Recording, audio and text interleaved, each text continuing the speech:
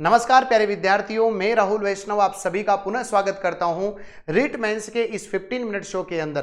प्यारे विद्यार्थियों, जहां पर भी मोल कॉन्सेप्ट का सवाल आता है उन सभी विद्यार्थियों के लिए ये वीडियो बहुत ही खास रहने वाला है, क्योंकि इस 15 मिनट के शो के अंदर आपको जो है मोल कॉन्सेप्ट का पूरा जो है मैं निचोड़ यहां पर देने वाला हूं। तो आप सभी विद्यार्थी इस वीडियो को अंत तक देखना, क्योंकि एक प्रश्न मोल कॉन्सेप्ट का जरूर से जरूर आता है। आप रीट मेंस के पिछले वाले पेपर को भी उठा के देखना, वहां पर भी आपको मोल कॉन्सेप्ट का सवाल मिलेगा। तो आप सभी को भी अगर इस टॉपिक से डर लगता है तो आप इस 15 मिनट के अंदर इस टॉपिक को एकदम बिल्कुल तोड़ मतोड़ कर सकते हैं, बहुत जोरदार तरीके से सीख सकते हैं। तो आइएगा समझते हैं मोल कॉन्सेप्ट, जिसे बोलते हैं मोल संकल्पना। रीट लेवल 2 मेंस के अंदर टॉपिक दे रखा है, ये एक प्रश्न यहां से पक्का आएगा बच्चों। चलिएगा समझते हैं पहले मोल कॉन्सेप्ट के बारे में। देखिए सबसे पहले मोल क्या होता है। तो मोल आप सभी को सीधा सीधा बोलना है कि मोल का मतलब होता है जब पदार्थ की जो मात्रा होती है उसका मात्रक जो होता है वो मोल होता है। और जो मोल होता है इसको अवोगाद्रो संख्या में मापते हैं और अवोगाद्रो संख्या को Na से रिप्रेजेंट किया जाता है। कभी कभी कुछ पेपरों में तो अवोगाद्रो संख्या का मान भी पूछ लिया जाता है। 6.022 भी लिखा होता है, 23 भी लिखा होता है। मैंने 23 इसलिए लिखा है ताकि इसको याद करना आसान हो। यहां 23 है तो यहां भी 23, बाकी एग्जैक्ट अगर मैं लिखूंगा तो ये होता है 6.022। समझ में आ गई मेरी बात? यस, ये बात आप ध्यान रखिएगा, ठीक है। उसके बाद अवोगाद्रो संख्या Na का मान आपको याद होना चाहिए। अब देखो बच्चों, मोल कॉन्सेप्ट को केवल और केवल हम इसे एक डायग्राम से ही खत्म कर सकते हैं। ज्यादा कुछ नहीं करना है, केवल ये डायग्राम याद रखना है, आपका मोल कॉन्सेप्ट खत्म। क्यों गुरुजी इतना आसान? जी हां। अब देखिए कैसे याद रखना है। आपको हमेशा कभी भी मोल निकालने हो, हमेशा किसी न किसी का भाग लगेगा। ये दिमाग में सेट कर लो, जब जब मोल निकालना है तो किसी न किसी का भाग लगेगा। अब भाग किसका लगेगा ये समझो। भाग लगेगा या तो अवोगाद्रो संख्या का, या भाग लगेगा 22.4 का, या भाग लगेगा अणुभार का। हो जाएगा 3 बातें याद। तीनों में से किसी का भी भाग लग सकता है, या तो अवोगाद्रो संख्या का भाग लगेगा, या फिर आपके 22.4 का भाग लगेगा, या फिर अणुभार का भाग लगेगा मोल निकालने के लिए। अब अवोगाद्रो संख्या का भाग कब लगेगा? जब परमाणुओं की संख्या से, अणुओं की संख्या से या कणों की संख्या से मोल निकालना हो। और 22.4 का भाग कब लगेगा? जब आयतन से आपको मोल निकालना हो। और जब द्रव्यमान जो ग्राम में दिया होता है, अगर द्रव्यमान से आपको मोल निकालना है तो अणुभार का भाग लगाना पड़ेगा। अणुभार की भी टेबल बताऊंगा, चिंता मत करना, अणुभार भी समझाऊंगा। अवोगाद्रो संख्या तो तुम जानते ही हो, 22.4 को समझने की जरूरत है ही नहीं। अणुभार और मैं आपको बता दूंगा। तो क्या समझे आप, मोल निकालने के लिए आपको भाग लगाना है। और अगर आपके पास मोल है, ऑलरेडी आपके पास मोल है, तो अगर मोल से आपको परमाणुओं की संख्या, अणुओं की संख्या या कणों की संख्या निकालना है तो अवोगाद्रो संख्या से गुणा करना है। पहले भाग लगा रहे थे, अब गुणा करना है। यहां पर अगर मोल से अगर आपको आयतन निकालना है तो 22.4 से गुणा करना है। और अगर मोल से आपको द्रव्यमान निकालना है, मोल दे रखा है और आपको द्रव्यमान पूछा है, तो अणुभार से गुणा करना है। कुल मिलाकर के मोल की तरफ जाना है, आपको मोल निकालना है तो भाग लगाना है। और अगर मोल से इधर जाना है, इधर जाना है या इधर जाना है, मोल अगर अपने पास है तो सीधा गुणा करना है और मोल निकालने के लिए भाग लगाना है। फिर भी अगर थोड़ी दिक्कत आई है तो आप सभी को मैं यहां पर न्यूमेरिकल के माध्यम से समझाता हूं, समझो। सबसे पहले आपके सामने ये परमाणु द्रव्यमान का जो ये अपना मास है, इसका ये टेबल आपको पता होना चाहिए। जैसे कि अपन यहां पर बात करना चाहें तो आपको टेबल में क्लियर लिखा हुआ है कि हाइड्रोजन का जो परमाणु द्रव्यमान होगा वो 1 होगा। अपन कार्बन की बात करें तो 12 होगा, नाइट्रोजन की बात करें तो 14 होता है, ऑक्सीजन की बात करें तो 16 होता है, सोडियम की बात करें तो 23 होता है, मैग्नीशियम की बात करें तो 24 होता है, सल्फर का द्रव्यमान होता है 32 होता है, और अपन बात करें क्लोरीन की तो 35.5 होता है, और कैल्शियम का कितना होता है? 40 होता है। हो गया याद? नहीं भी हुआ हो तो 2-4 बार पढ़ोगे तो याद हो जाएगा। मेंस की तैयारी आप कर रहे हैं, क्लियर है? अब जैसे कि अपने को यह सवाल निकालना है, समझना बिल्कुल, अभी दिमाग से निकाल दो, एकदम क्लियर करो, ठीक? अब समझो, सबसे पहले आपको क्या करना है। देखो आपको यह दे रखा है परमाणुओं की संख्या या अणुओं की संख्या, सिंपल सी बात है, अणुओं की संख्या आपको यहां पर दी हुई है यहां पर। अब इस अणुओं की संख्या से आपको द्रव्यमान निकालना है। अणुओं की संख्या यहां लिखी थी मैंने, और इससे आपको द्रव्यमान निकालना है। कोई डायरेक्ट तरीका नहीं है। पहले अणुओं की संख्या से मोल निकालो, फिर मोल से हमारे पास द्रव्यमान निकलेगा, यही होगा ना। तो पहले आपको क्या निकालना है? मोल निकालने हैं, ठीक है। तो सबसे पहले आपको मोल निकालना है। अब मोल निकालने के लिए क्या लगेगा बताओ? भाग लगेगा। अब भाग किसका लगेगा? तो आपको पता है अणुओं की संख्या बात कर रहा है, और अणुओं की संख्या के लिए जब बात होती है तो भाग किसका लगता है बताओ? अवोगाद्रो संख्या का लगता है। बस हो गया समझ में? तो अवोगाद्रो संख्या का भाग लगेगा। अवोगाद्रो संख्या क्या होती है? 6.023 इंटू 10 टू दी पावर 23 भाग लगा दिया और ऊपर क्या दे रखा है बताओ 6.023 इंटू 10 टू दी पावर 23। जब आप इसको काट देंगे तो 1 मोल आ जाएगा। बोलो सही बात है। अब मेरे पास क्या आ गए बताओ, मोल निकल के आ गए। अब मेरे पास मोल आ गए, अब मुझे मोल से क्या निकालना है, द्रव्यमान। तो मैं सीधा चलता हूं अपने कॉन्सेप्ट पे। मोल से आपको क्या निकालना है, द्रव्यमान निकालना है। तो सीधा सीधा आप अणुभार से क्या कर दो, उसको गुणा कर दो, अणुभार से गुणा कर दो बच्चों, तो बस मोल से निकल जाएगा द्रव्यमान। तो द्रव्यमान निकालने के लिए हमको क्या करना है बताओ, द्रव्यमान निकालने के लिए मोल से, मोल 1 आया, इसको अणुभार से गुणा कर दो। एक नाइट्रोजन का अणुभार होता है बच्चों हमारे पास 14 होता है, तो 2 का कितना हो जाएगा, 28 हो जाएगा।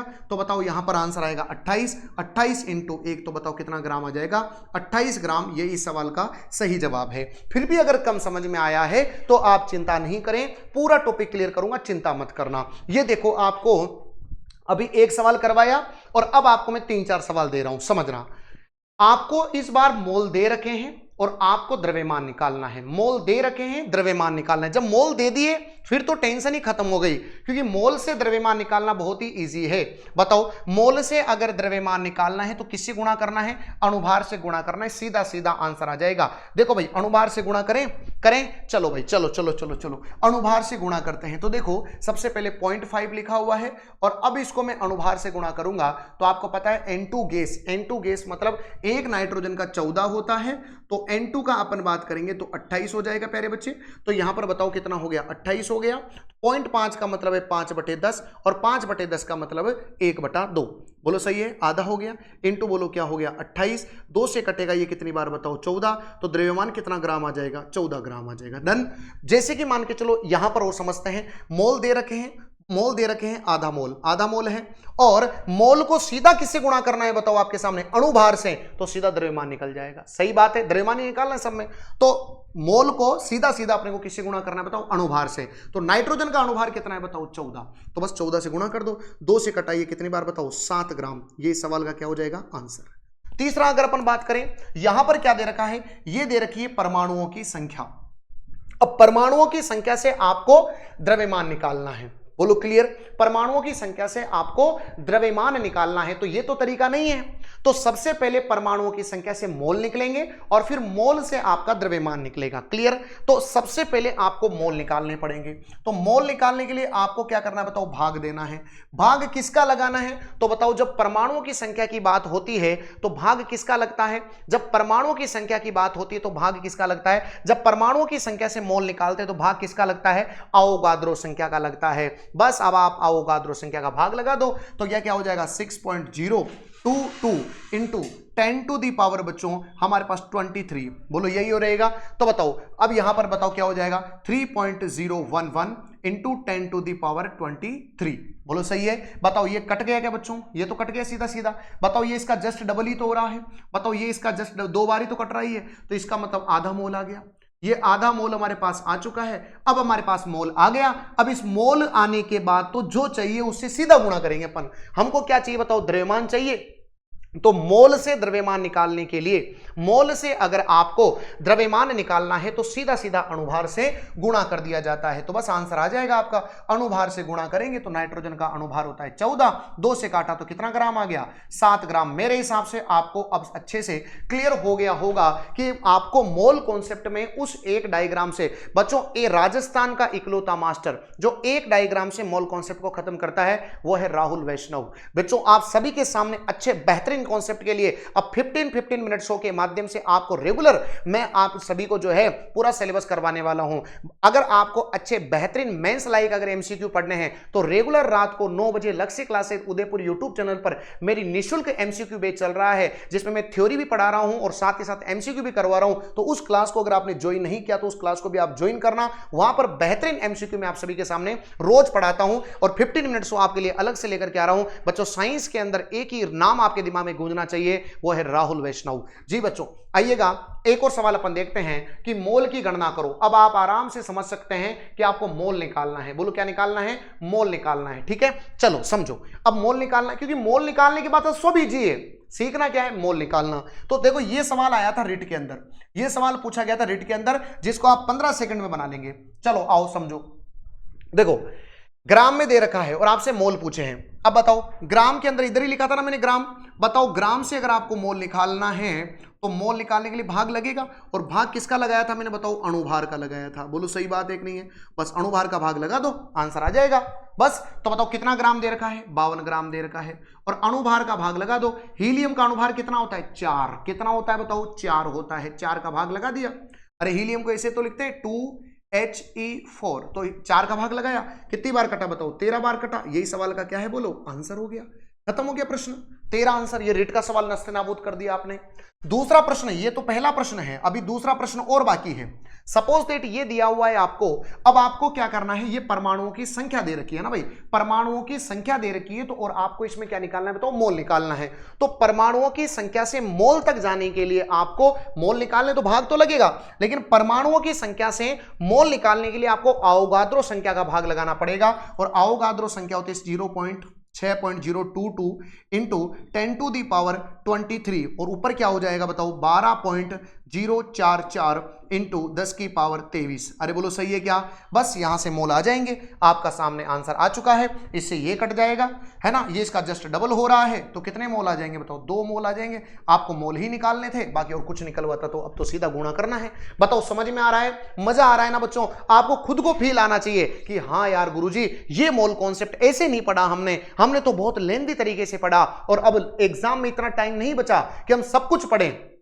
जब मैं पढ़ाता हूं ऑफलाइन बैचों के अंदर तो इसमें बहुत सारे और भी कॉन्सेप्ट बताता हूं, लेकिन अभी हमको केवल सटीकता पे विश्वास करना है, सटीकता को आंसर करना है। बाकी रात को 9 बजे बढ़िया बढ़िया एमसीक्यू के लिए आप मेरे साथ रेगुलर जुड़ सकते हैं, रात को 9 बजे लक्ष्य क्लासेस उदयपुर पर। आइए एक सवाल और देखते हैं। इस सवाल में सब कुछ खत्म कर दिया मैंने, इस सवाल में मैंने सब कुछ खत्म कर दिया, अणुओं की संख्या निकालना, आयतन निकालना, मोल निकालना, सब खत्म कर दिया एक ही साथ, क्योंकि द्रव्यमान निकालना मैं आपको सिखा चुका हूं, परमाणुओं की संख्या निकालना सिखा चुका हूं, और अब आयतन वाला सवाल भी यहां से क्लियर हो जाएगा। आइएगा समझते हैं। सबसे पहले आपको मोल निकालने पड़ेंगे, तो देखो भाई मोल निकालना है ना, मोल निकालना है। अब मोल निकालने के लिए भाग तो लगेगा, है ना, और क्या दे रखा है ग्राम में, ग्राम मतलब द्रव्यमान, है ना। अब द्रव्यमान से मोल निकालना है, तो मोल निकालने के लिए क्या लगाना पड़ेगा, भाग, और भाग किसका लगता है बताओ, अणुभार का, क्योंकि द्रव्यमान से जब मोल निकालना होता है तो अणुभार का भाग लगता है। पढ़ा चुका हूं मैं आपको, द्रव्यमान से मोल निकालने के लिए अणुभार का भाग लगाना पड़ता है। अब अणुभार का भाग लगा देंगे, तो देखो पहले सवाल का आंसर कैसे निकालेंगे, 14 तो ऊपर है ही सही, है ना। N2 की बात कर रहा है, N2 एक N का होता है द्रव्यमान 14, तो N2 का कितना हो जाएगा 28, तो बस यहां से 28 कटा, तो यहां आ गया 1/2, ये आ गए मोल। अब मोल आ चुके हैं हमारे पास, मोल का काम कंप्लीट है, यस। अब आपसे क्या पूछा है, मोल निकालने के बाद तो सब इजी है। अब बताओ, अब मोल से क्या निकालना है बताओ, अणुओं की संख्या। अब ये बीच में मोल थे और यहां से आपको अणुओं की संख्या निकालनी है, तो मोल से अणुओं की संख्या निकालने के लिए अवोगाद्रो संख्या से गुणा करना होता है, पता है ना आप सभी को। तो देखो बस मोल कितने हैं, 1/2, और इसको किससे गुणा कर दो बताओ, अवोगाद्रो संख्या से गुणा कर दो, आंसर आ जाएगा, है ना। अब या तो ऐसे लिख दो या फिर इसको ऐसे लिख दो, 1/2 इंटू 6.022 इंटू 10⁻23। क्लियर, यस, ये कर सकते हो। तीसरा काम क्या करना है, जब मोल निकल गया तो आपको आयतन निकालना है। तो बताओ मोल से आयतन निकालने के लिए हम क्या करते हैं बताओ, मोल से आयतन निकालना है, ये मोल रहा, इससे मुझे आयतन निकालना है, तो मोल से आयतन निकालने के लिए किससे गुणा करते हैं, 22.4 से गुणा करते हैं, तो बस आंसर आ जाएगा आपका 22.4 से गुणा कर दो। तो देखो बस आपका आंसर आ गया 1/2, ये तो मोल हो गए, और इसको किससे गुणा करना है, 22.4 से गुणा करना है, तो ये कट जाएगा बच्चों, तो ये आ जाएगा 11.2। बताओ समझ में आया क्या। ये हमारा जो है बिल्कुल आसानी से हमने यहां पर सारी चीजें क्लियर कर ली और चीजों को समझ लिया। अगर मान के चलो यही सवाल होता और अगर आपके सामने मान लो आयतन दे दिया होता, ध्यान से सुनना, अगर आपके सामने आयतन दे दिया होता और आपको मोल निकालना होता तो 22.4 का क्या लगता, भाग। तो कुल मिला के मैंने बताया कि जब आपको मोल निकालना हो तो सीधा सीधा आपको क्या लगाना है, भाग लगाना है।